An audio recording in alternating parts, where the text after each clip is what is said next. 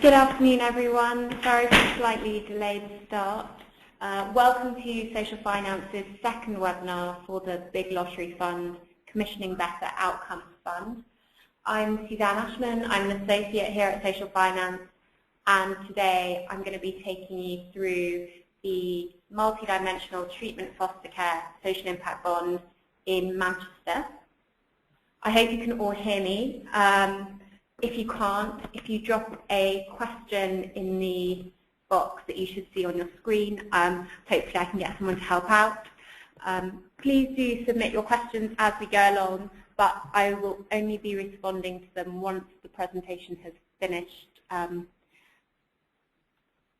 If you have any questions that are urgent, I'll try and do them as we go along too. The slides and the recording will be uploaded onto our website after the webinar, and we'll also send you a follow-up email. So you'll have my contact details as well up on the first page, so if you have any further questions that come to you after today, don't hesitate to get in touch with us. Great, so I hope everyone can see the slides on the screen. I'll give you a sort of 2 minutes on what social finance is and who we are, for those of you who are hearing us for the first time. We're a not-for-profit organisation. We were set up in 2007 to help build the social investment market in the UK. We were based on the belief that lots of charities and social enterprises face fairly serious financial challenges that stopped them from delivering what was in many cases entrepreneurial and highly successful work and activity. And we knew that if social problems were going to be tackled successfully, these organisations needed far more sustainable revenue streams and, in some cases, investment to help them innovate and grow and win larger contracts. So at Social Finance, we see our role as to devise those financial structures and help raise the capital to make that happen. The Manchester Multidimensional Treatment Foster Care SIP is an example of one of our products.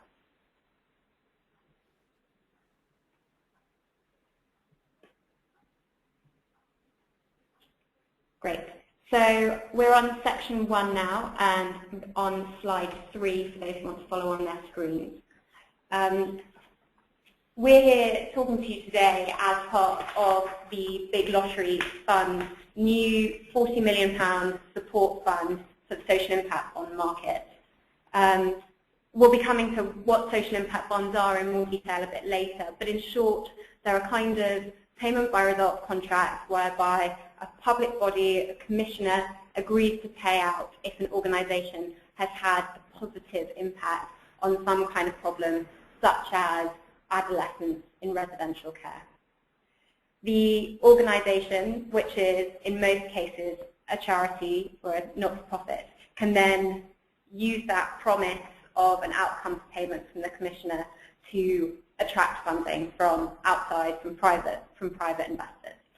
And the commissioner will pay out only if the charity's interventions prove successful. So the Big Lottery Fund's Commissioning Better Outcomes Fund was launched as a partner to the Cabinet Office's Social Outcomes Fund, which is a £20 million fund. The Social Outcomes Fund is intended to be used in situations where solving social problems would create savings for several public departments or for more than one commissioner. The two funds have a similar aim, and so they share the same application process, which makes it much more straightforward for both commissioners and delivery bodies. The Big Lottery Fund is aiming to fund between 30 and 40 social impact bonds, and it funds the minority of outcome payments. So the majority of outcome payments have to come from a public body, a commissioner. As part of the fund, the Big Lottery Fund also offers a support package to help commissioners develop social impact bonds. The package involves everything from appointing organisations to work with commissioners to help them develop proposals for funding, and 3 million of the total £40 million pot is being used to help commissioners purchase this support, often technical or legal support, to finalise their social impact bonds to get them off the ground. We at Social Finance understand that social impact bonds are a relatively new concept and they can come across as overly complicated. So it's hoped that this fund will really, and the joined up nature with the Cabinet Office will really bring a significant boost to this area. So if anyone has any further questions about the Big Lottery Fund and Cabinet Office Fund, you'll find a lot more information on our website. You'll also find the full application process there too. I thought it would also be helpful for those that are relatively new to the social investment market or to the UK social investment market to have a brief look at the market in the UK. So the social investment market in the UK broadly is the market for capital that is seeking a financial return alongside some kind of positive social impact. It includes broadly investment in organisations whose purpose is to create positive change in society, largely charities and social enterprises. I think if you looked at this chart in 2001, you could see there are only a handful of organisations and there are more and more players entering the market, but it's still relatively small. Under 200 million was invested in 2010, but it's growing and there are already a range of ways to finance social purpose organisations. So social impact bonds are part of a much larger market. Some of the investments are seeking to offer market rate returns, while others offer significantly below market rate returns, but create considerable impact. Social impact bonds don't fit neatly in either finance first or impact first. It will really depend on the structure of the individual product. Moving to the next slide, for those of you who feel pretty comfortable with what a social impact bond is, this should all be old news to you. Broadly, social impact bonds are a form of outcomes-based contract where a commissioner will commit to pay for an improvement in social outcomes. In the Manchester case, that's a reduction in the number of children in residential care. You will see through this chart that the social impact bond starts with the public sector commissioner who are committing to pay for improved social outcomes for a specific target population. On the back of that contract, we go to investors and raise investment. The investment is then used to fund the working capital for the intervention services. Lastly, coming around, you can see that as the social outcomes are measured over time, this can be quick, or in the case of the Manchester SIB, it will take up to 3.5 years. Once the social outcomes are measured, investors are repaid if and only if the desired outcomes are achieved. On the upside, investors will get their principal back plus a return on top. If outcomes are not achieved, investors could lose up to 100% of their principal. And the concept of this model is that it aligns different groups' interests. So, for example, the greater the improvement in outcomes, the greater the financial return to investors. The rationale for a SIB will vary clearly case to case. In many cases,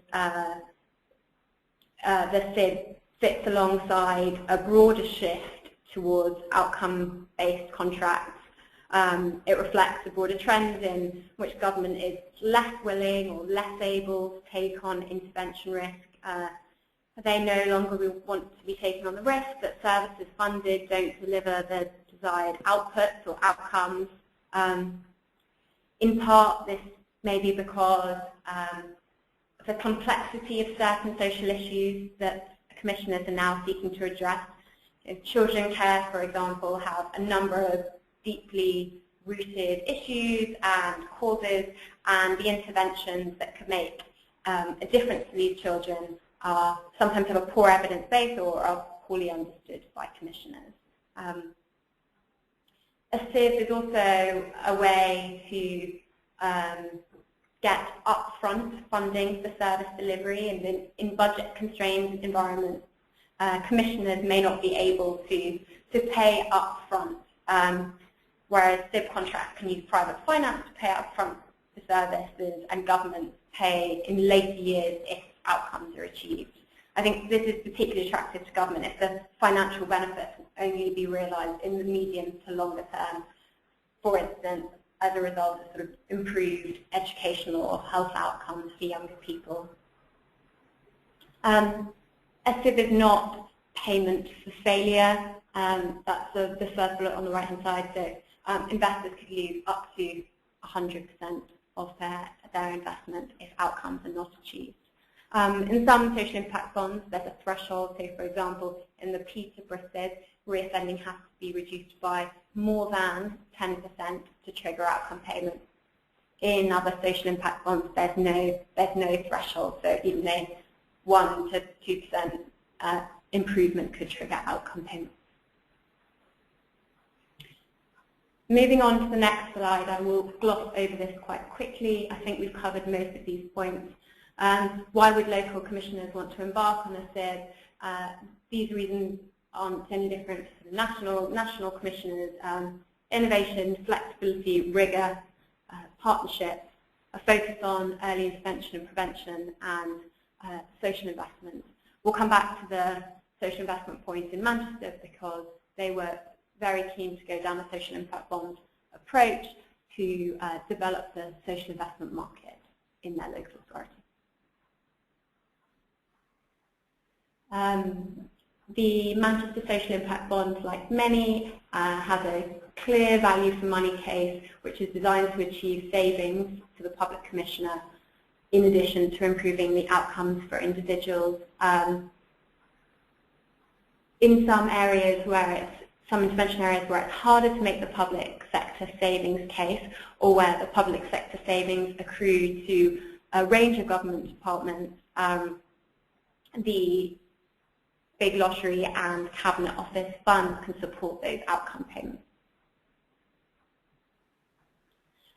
Moving on to section 2, this is where we'll take you through the Manchester Social Impact Bond.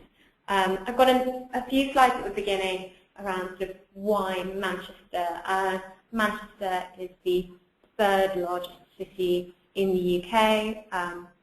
It currently has 1,300 children and young people in its care. This is significantly above the national average and its statistical neighbours. Are Birmingham, for example.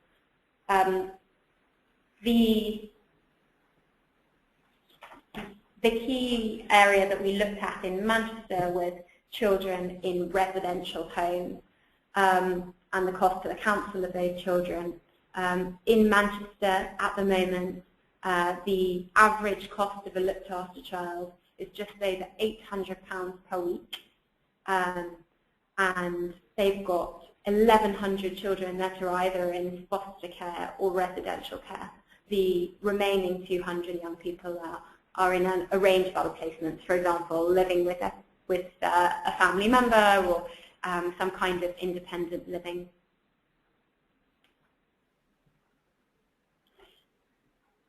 The other clear trend that we saw when we did some analysis of the Manchester looked after children data was evidence that showed that there was a sharp increase in the number of young people entering care from the age of 11, 12 onwards. And there's a real challenge to provide sort of effective early intervention strategies for this age group, as well as age-specific foster care. provision for adolescents. From looking at this analysis, we decided that the 11 to 14 age group should be the focus of the SIG. This is drawn out from the data, but also from the existence of other local services. Placement type, for those that are relatively new to the issue of looked after children, children can either be placed, children are largely placed either in foster care, which is a family-based environment with a foster carer who is a paid individual, or in a residential care setting, which is not family-based, it's institution-based, and there are normally multiple children in one residential care home. In Manchester, 69% of children are in foster care, and 11% are in residential care homes. This is the incident or the usage of residential care placements is significantly higher than it is nationally. Nationally, this is 2%. So of the 2%, Manchester has 14% of the national residential care population in its local authority. There's very consistent evidence that outcomes for looked after children are poorer for those in residential settings than in foster care. So overall, those children in residential care have poorer school attendance, poorer immunisation rates, greater likelihood of substance abuse problems or entering the criminal justice system, becoming NEET than their counterparts in foster care. So the increased use of foster care has two kinds of benefits. First, it gives better outcomes for a young person in terms of their educational, social, and emotional well-being. I think this is particularly the case where a young person is going to a local school where a foster carer is based locally. And second, it's much more cost-effective than the use of a residential placement. So, in short, residential placements are not only more expensive than foster care placements, but also tend to result in poorer outcomes for the child. I want to take you through now how we developed the Manchester Social Impact Bond. We've talked quite a lot about the social issue. I think the key bits when developing a social impact bond are around establishing a snapshot of the proposed group of children. So we decided that 11 to 14-year-olds constituted a significant proportion of the looked after population, and many of those young people entering care as adolescents were taking up expensive residential placements with poor outcomes. Many of those in residential care had suffered significant family problems which had resulted in emotional or behavioural problems. And we also realised that this group is defined by age as well as the fact that the underlying needs present through the young people's behaviour were making them hard to place in family foster placements. Another reason for going with this group was the younger age group. We found child protection and safeguarding was a key issue, and abuse and neglect were the dominant reasons for young people going into care. And the interventions that we were considering had a better track record to turn around the lives of children who had behavioural problems. We completed a significant amount of analysis of historic trends for our proposed target group. So we wanted to find out whether this 11 to 14-year-old age group had consistently constituted a large proportion of the looked after population, whether there was a sort of consistent picture of the underlying needs causing this group to go into care, and a consistent number of these young people entering care each year that fit the need profile that we were looking at. We also then compared this to the local picture and then to national averages. After a 3-month period, we became comfortable that there was a significant number of children who would benefit from an intervention, who were 11 to 14 and in the Manchester City Council area. Moving on to the intervention strategy, we now knew the needs of the population, having completed the analysis. We knew that severe behavioural problems were an issue, and that a number of the children had suffered from multiple placement breakdown in the past.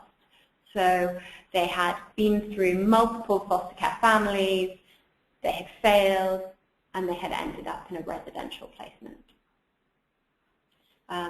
We also knew that the level of need was high and that we would probably need an intervention that offered tailored support from high-quality professionals, and we were likely to need a service that was 24 hours, 7 days a week, rather than a sort of periodic intervention.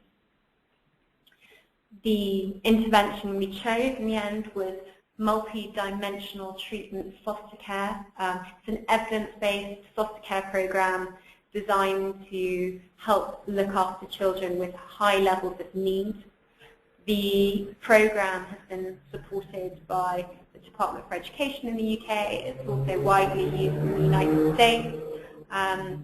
There are programs that cover all age ranges from 3-year-olds up to 16-year-olds. We are using the multi-dimensional treatment foster care A program, which is particularly targeted at 11 to 16-year-olds. We chose it as an intervention because of the quality of its evidence base, and the fact that it was particularly suitable for young people that had experienced many placement disruptions and who had a high level of need in education and health. The aim of the program is to promote stability and the ability to live in a family where the desired outcome is either a return home to birth parents where that's appropriate, extended family, so for example grandparents, or where the aim is a return to longer-term foster care placement. The delivery of MTFC in the UK is managed by a national implementation team, and they monitor all existing sites. So we found a high level of data analysis and detail about what sites were currently delivering, which also made it an attractive intervention for this program.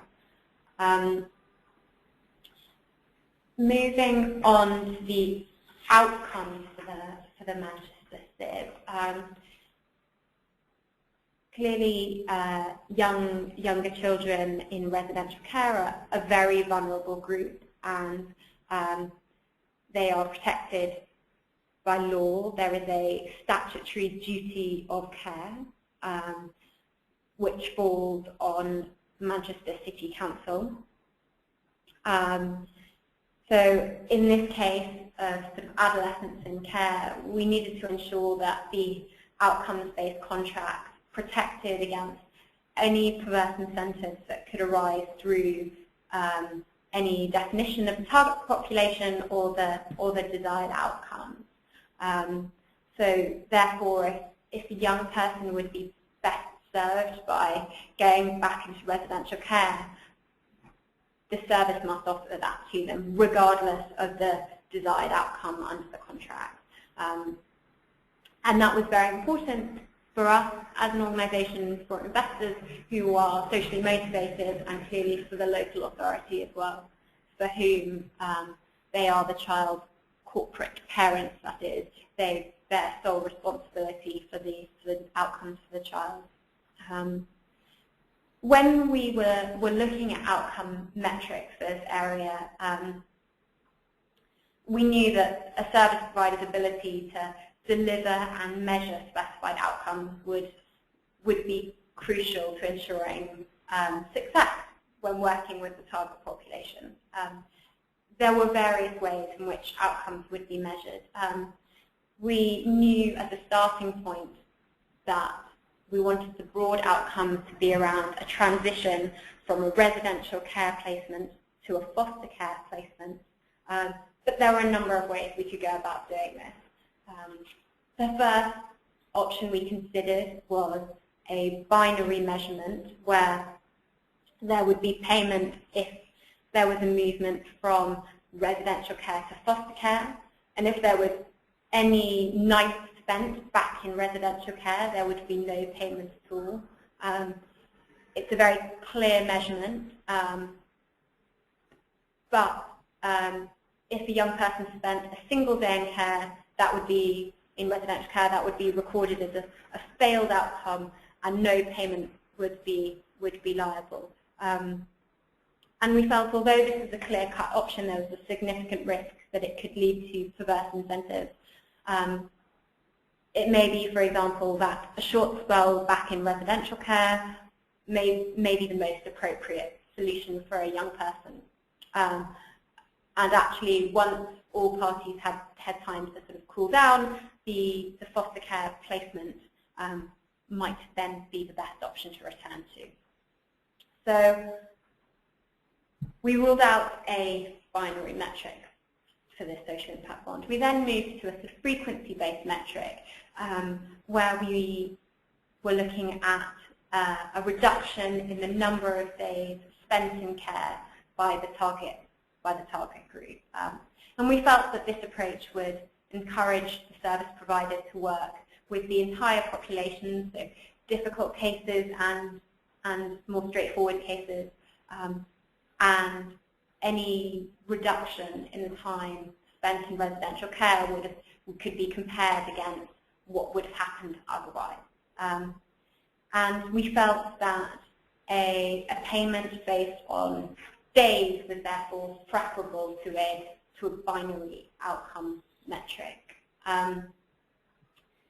In the end, we've gone with a tariff model of payment. So rather than having a control group, as in the Peterborough SIB or the Essex SIB, for those of you that are aware of those products, we have a tariff model, which is the same as the DWP Innovation Fund SIB, where the tariffs are set with an understanding of what the counterfactual would be. So they're effectively discounted to take into account what would otherwise happen.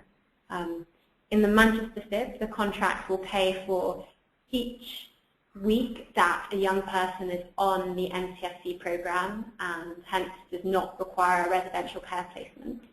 It then continues to pay for each week in which a young person stays in a family setting, i.e. does not go back to residential care or youth custody, which is another type of a residential placement. But unlike the Peterborough and Essex SIBs, it will also make payments for wider well-being, and these payments are made 12 months after the program, and then another 12 months after that, so 24 months after starting the program.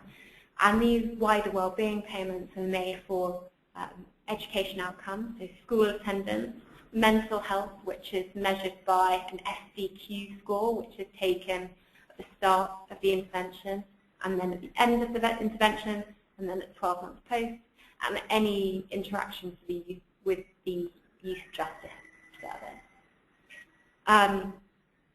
Manchester City Council accrue the cost savings from improved outcomes around children's services, but we also expect central government to benefit from improved education, mental health, youth justice outcomes. And therefore, the Manchester SIB was fortunate enough to benefit from support from the Cabinet Office Outcomes Fund.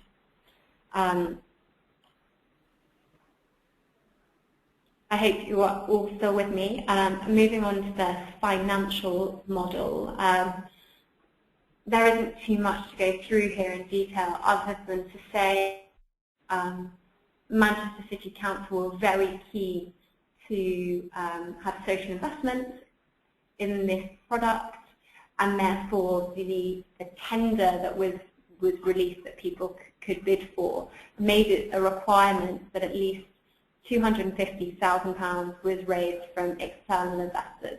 So a charity or service provider could not invest all of their own income into delivering this service.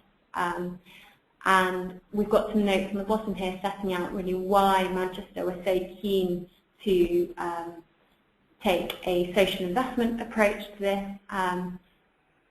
And they include that they felt it would bring a high degree of rigour, and that they wanted to be involved with the social investment market at a time where they felt it was expanding rapidly and therefore sort of had the potential to lead to other projects locally.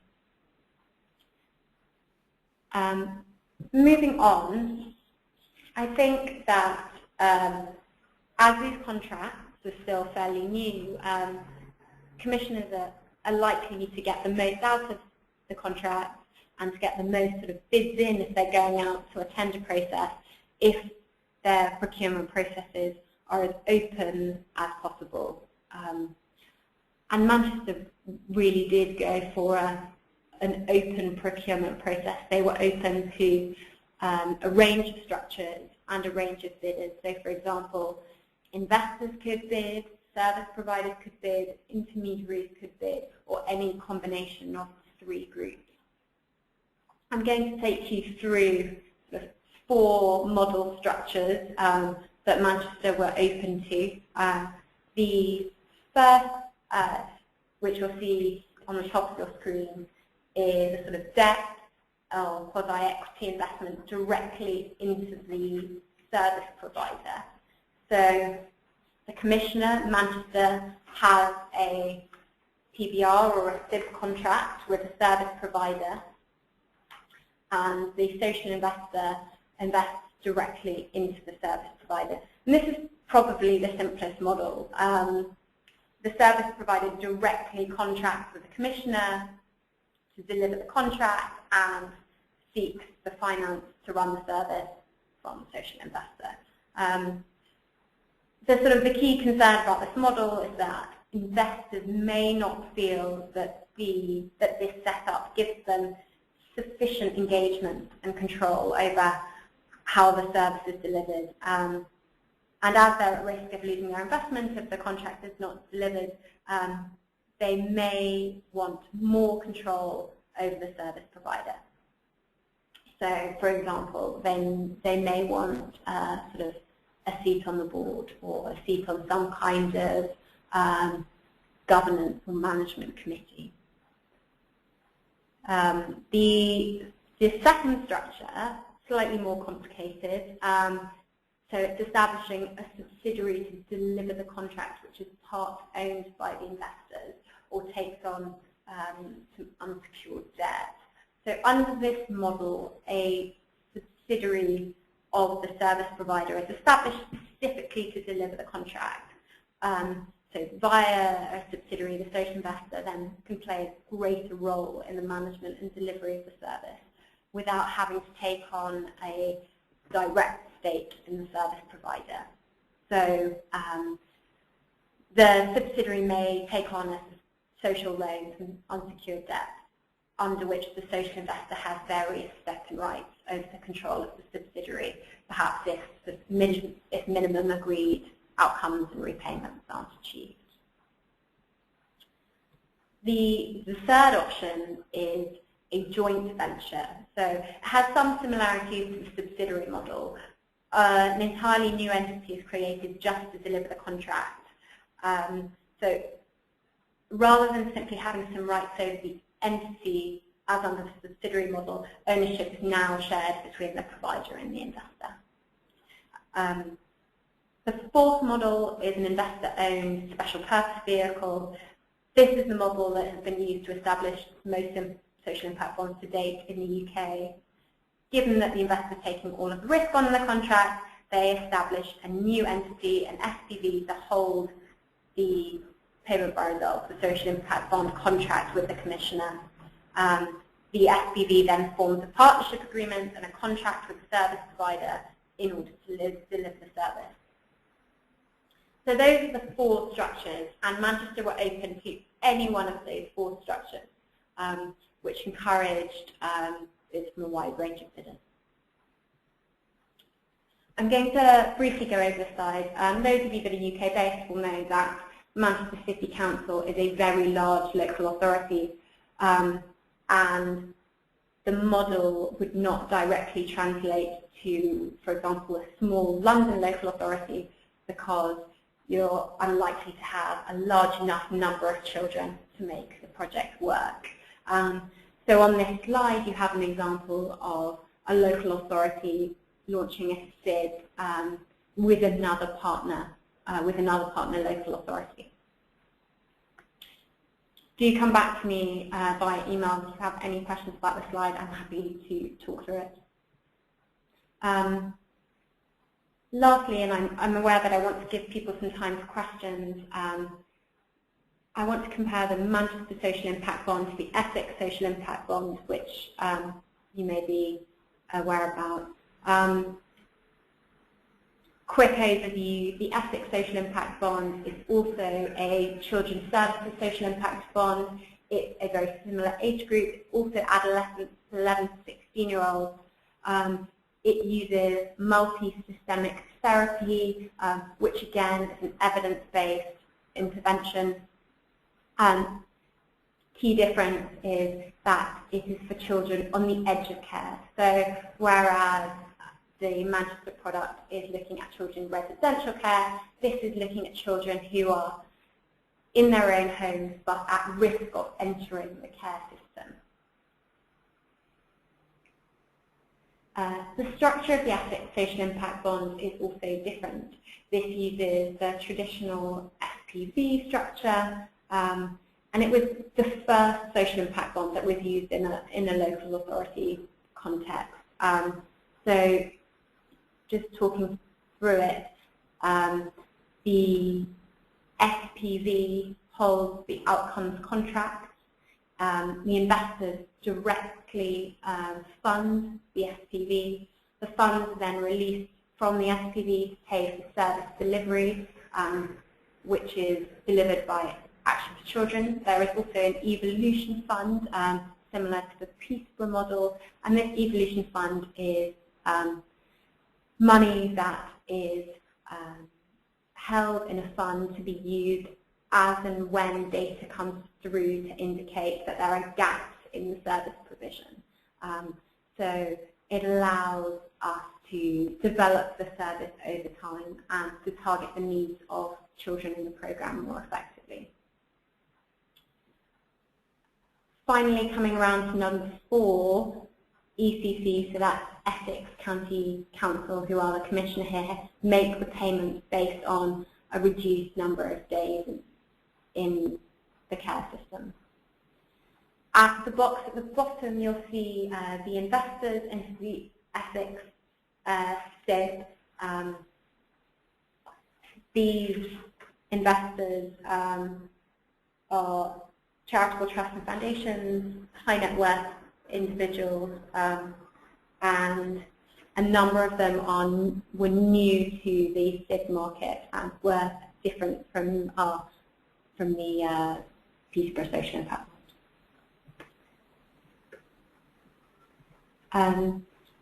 Wrapping up this section, I've highlighted MST, which is the intervention in Essex, and MTFC, which is the intervention in Manchester.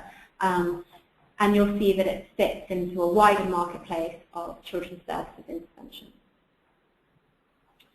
Again, you'll see MST and MTFC on this slide. MST costs approximately £3,000 to £10,000 per intervention, whereas the Manchester intervention costs up to £100,000 per year And the reason why these interventions have such different prices is because of the needs of the target population.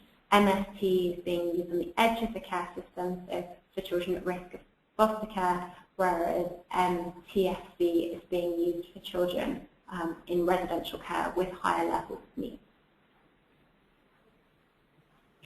This slide simply summarises what I've been saying for the last few minutes, comparing the Essex and Manchester social impact bonds.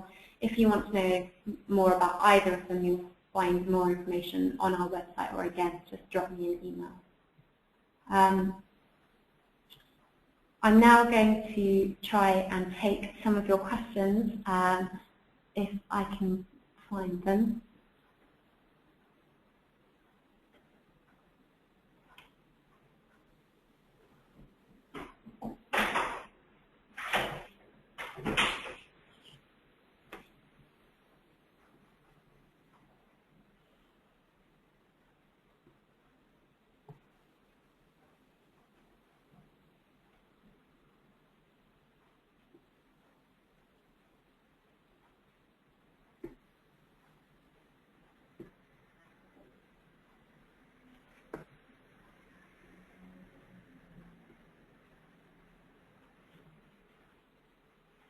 Great, thank you for sending through all of your questions. Starting with Nicola Wilson, was there a completely open choice of programme, or did the City Council come with MTFC in mind with this, then tested to assess feasibility? So the City Council had come across MTFC before. They'd used it as for a younger age group. They'd used it for the 6 to 9-year-olds. They'd used MTFC before and they liked it. They didn't present it for the social impact bond. We did a full test of all interventions that sort of had an evidence base in the UK. By the time they got to a procurement process, the procurement process did specify MTFC. So bidders were asked to deliver MTFC for 11 to 14-year-olds. There was no openness at the procurement stage. So I hope that answers your question. Elaine Jewell, what's the recommended minimum value for a social impact bond? I ask as I work at a small council. There's no, I can't put a sort of value figure on it for you. It depends on the complexity of the intervention, the size of the target population. One of the clear benefits of the big lottery fund and cabinet office funds is that they've now reduced the minimum size of the minimum scale needed of a social impact bond because they contribute these top-up payments for outcomes. Back of an envelope, I would say if you're trying to raise less than £1 million, that might be too small, but do get in touch with us or have a look on our platform. Other central government departments or local authorities have chosen to be more specific than this. Really, it is a decision for a council to make. As an intermediary, we would suggest that local authorities are as open as possible.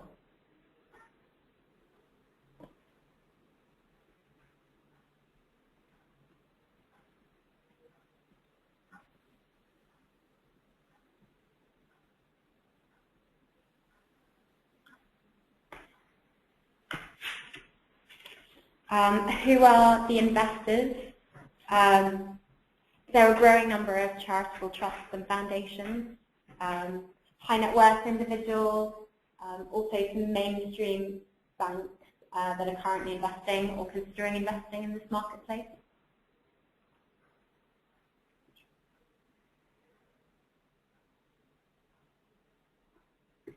Sorry, just hold on 1 second, we're just having a few technical difficulties.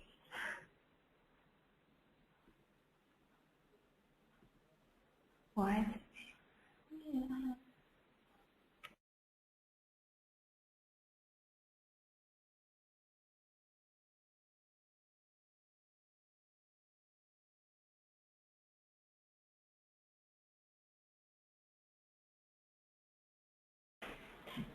Great. I've got your questions up again. Gordon McMillan, can you please talk us through the number of children who will be moved from residential to foster care and the projected total outcome payments? So we would expect over the lifetime of the programme, which is 5 years, for 72 children to be moved from residential to foster care payments, to foster care placements. The projected total outcome payments will depend on the model for the provider that wins the contract.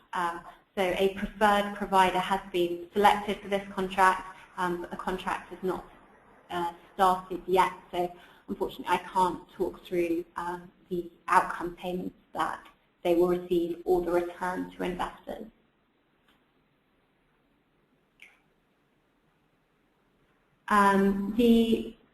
There are a number of questions about the wider well-being metrics, such as mental health, education, and youth justice. These well-being metrics were really driven by the council. They were very keen to include well-being metrics in the contract, and these are essentially bonus payments for the provider. The education metric is based on school attendance. The mental health metric is based on a strengths and difficulties questionnaire, and the youth justice metric is based on antisocial behaviour or cautions or convictions in the criminal justice system.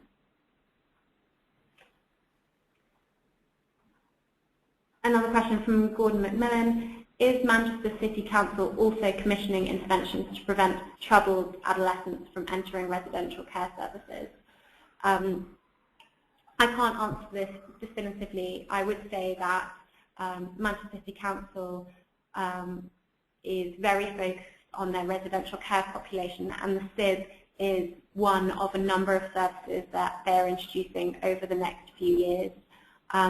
Unlike with the Peterborough SIB, where we really searched for a group of individuals for whom there was no other provision, children in the care system in Manchester are given a range of services and have a number of options available to them, and the social impact bond is just one of many services that Manchester provides.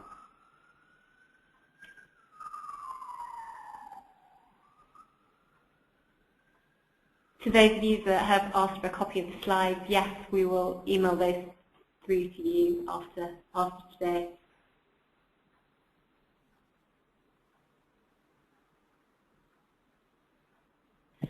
The question on MST, is it solely for edge of care programs or can it be used for children already in care?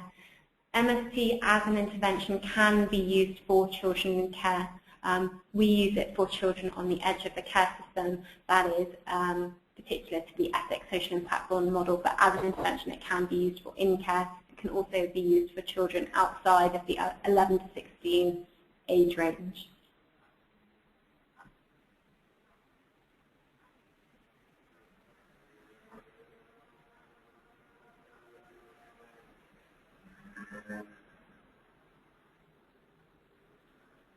I think that is all of the questions. So if you do have any other questions, you'll see my email on the front slide. I'm very open to any questions, so do drop them through to me. If I'm not the right person, I can make sure they're forwarded on to the person at Social Finance who can answer them best. Thank you very, very much for listening in today. As I mentioned before, both the slides and the recording will be uploaded after the webinar, and we'll send you a follow-up email with a link to this. Please do send through your contact details if you have any further questions. Thank you very much, and I hope you've enjoyed listening.